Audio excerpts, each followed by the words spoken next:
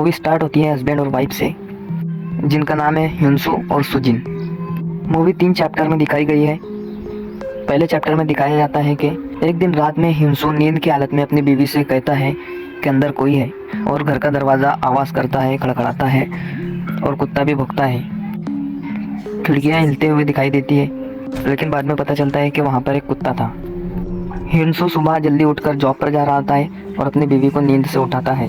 एक दिन सुजिन की पड़ोसन उससे कहती है कि आपके घर से एक हफ्ते से रोज़ नई नई आवाज़ें सुनाई देती हैं और बहुत ज़्यादा शोर होता है, लेकिन सुजिन ये मानने से इनकार कर देती है। जॉब से आते वक्त ह्युनसो और सुजिन किसी बूढ़े की बात कर रहे होते हैं जो उनके घर से होने वाले रात के शोर से बहुत परेशान होता है, और उसकी बातों पर दोनों हंसने लगते हैं। दूसरे दिन सुजिन ह्युनसो को नींद से उठाती है और देखती है कि ह्युनसो का पूरा चेहरा खून से भर गया है। सुजिन ह्युनसो को हॉस्पिटल जाने की सलाह देती है, लेकिन ह्युनसो बात टालकर ऑफिस चला जाता है। इधर ह्युनसो अपनी जॉब से बहुत परेशान है।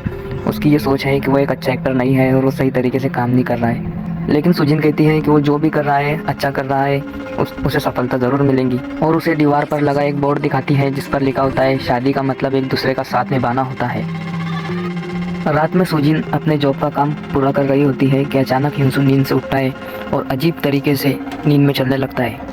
कभी वो कच्चे अंडे खा जाता है, कच्ची मछली खा जाता है और कुत्ते की तरफ अजीब तरीके से देखता है। और अचानक खिड़की से छलांग लगाने वाला ही होता है कि सुजिन उसे बचा लेती है और रोकर कहती है कि उसे सुबह हॉस्पिटल में ज़रूर जाना चाहिए। ह्युनसो का सभी चेकअप करने के बाद डॉक्टर बताता है कि उसे रेम स्लीप डिसऑर्डर नाम की बीमारी है, जिसकी वजह से वो नींद में चलता है, और इस बीमारी में लोग अजीब तरीके से रात में खाना भी खाते हैं।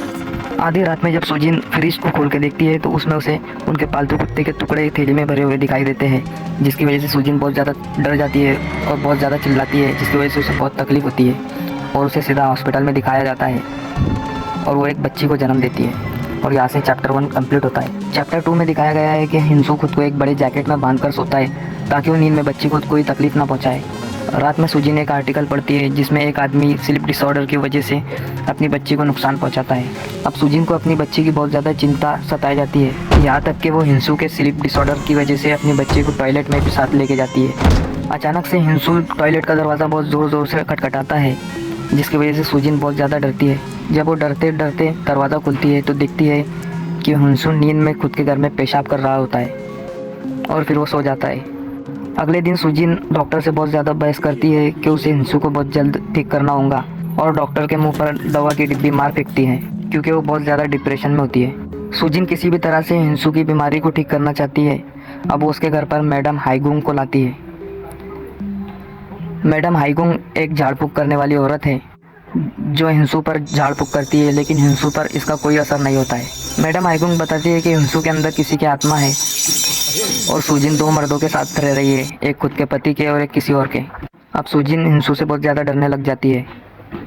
अगले दिन सुजिन अपने पड़ोसन के घर जाती है और देखती है कि उसके खुद के घर में चलने की आवाज़ भी उसके पड़ोसन के वहाँ आती है।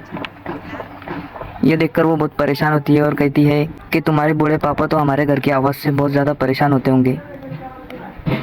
पड़ोसन कहती है कि हाँ, वो बहुत परेशान होते थे, लेकिन 1 महीने पहले ही वो दुनिया से चले गए हैं। अब सुजिन को लगता है कि वही बूढ़ा ह्युनसो के अंदर है और वो उनसे बदला लेना चाहता है। अब सुजिन और भी ज़्यादा डिप्रेशन में चली जाती है। अगले दिन सुबह ह्युनसो उठने के बाद देखता है कि सुजिन की आंखें लाल है और सूजी हुई है, जैसा कि वो रात भर सोई नहीं है क्योंकि वो बहुत ज़्यादा डिप्रेशन में होती है। अब सुजिन को हर वक्त ये ख्याल रहता है कि कब वो बूढ़ा ह्युनसो के अंदर आ जाए और उनकी बच्ची को तकलीफ दे। ह्युनसो सुजिन को कहता है कि अब उसे नींद लेना चाहिए और ह्युनसो सुजिन को सुला देता है। सोकर उठने के बाद सुजिन देखती है कि ह्युनसो सोया है और उसकी बच्ची गायब है। बहुत जगह ढूंढने के बाद उसे उसके बच्चे की आवाज़ कूड़े के डब्बे में से आती है और वो देखती है कि उसका बच्चा कूड़े के अंदर फंसा है, और सुजिन की आंखें खुल जाती है क्योंकि ठीक से ना सोने की वजह से सुजिन डिप्रेशन में होती है और उसे ऐसे अजीबोगरीब सपने दिखाई देते हैं। सुजिन की आंखें खुलते ही वो अपने बच्चे को देखने के लिए जाती है और बच्ची सचमुच गायब होती है और साइड में कुकर में बीफ उबल रहा होता है।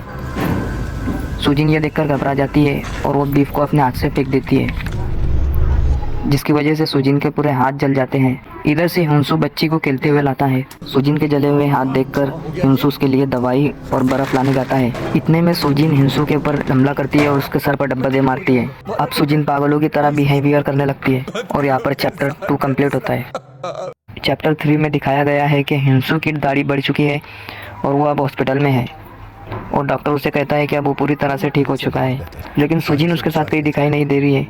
डॉक्टर के पूछने पर वो बताता है कि सुजिन अभी हॉस्पिटल में है और उसे आज छुट्टी मिलने वाली है। हिंसू जब उसे हॉस्पिटल से लेने के लिए जाता है तो सुजिन गायब होती है। घर आने के बाद हिंसू देखता है कि उसका पूरा घर रिचुअल से लिखी हुई चिट्ठियों से सजा हुआ है और सुजिन भी वहीं पर है और अजीब तरीके से कहती है कि आत्मा को मरने के 10 दिन बाद स्वर्ग जाना होता है और अगर वो 10 दिन में नहीं गया तो वो भूत बन जाता है। हिंसू कहता है कि उसकी ब्रेन वेव्स अब ठीक है और वो ठीक हो चुका है, लेकिन सुजिन उसकी बात मानने के लिए तैयार ही नहीं होती और उस पर भड़कते हुए कहती है कि वो पोसेस्ड हो चुका है और उसके अंदर वो बूढ़े की आत्मा है जो अब उनसे बदला लेना चाहती है। सुजिन उसे समझाने के लिए कुछ कैलकुलेशन बताती है। कैलकुलेशन के हिसाब से बूढ़ा अब हिंसू के अंदर है, लेकिन अब भी हिंसू कहता है कि उसका इलाज हो चुका है और वो अब ठीक है। लेकिन अब सुजिन प्रोजेक्टर की मदद से दिखाती है कि हिंसू जब होश में नहीं था तब उस पर एग्जोसिज्म किया गया था और उसकी पीठ पर बहुत सारे रिचुअल्स लिखे गए थे।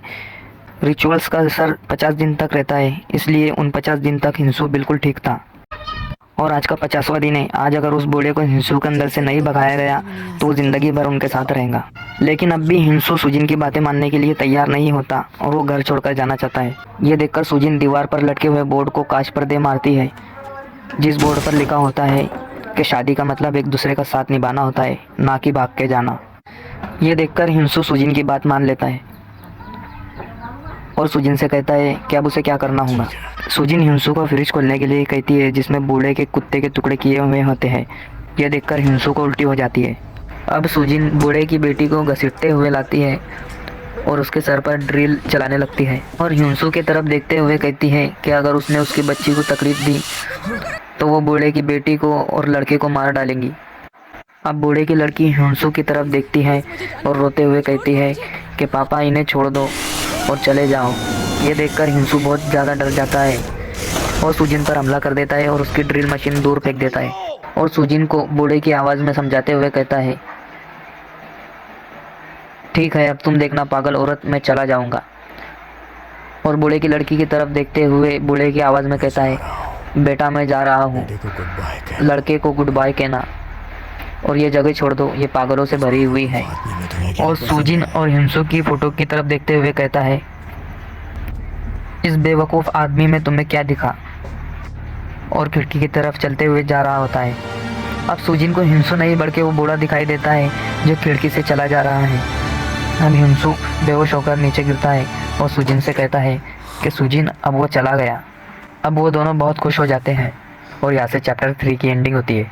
अब आपको क्या लगता है दोस्तों कि हिंसू के अंदर वाकई में बूढ़ा था या हिंसू सिर्फ अपनी बीवी को ठीक करने के लिए एक्टिंग कर रहा था?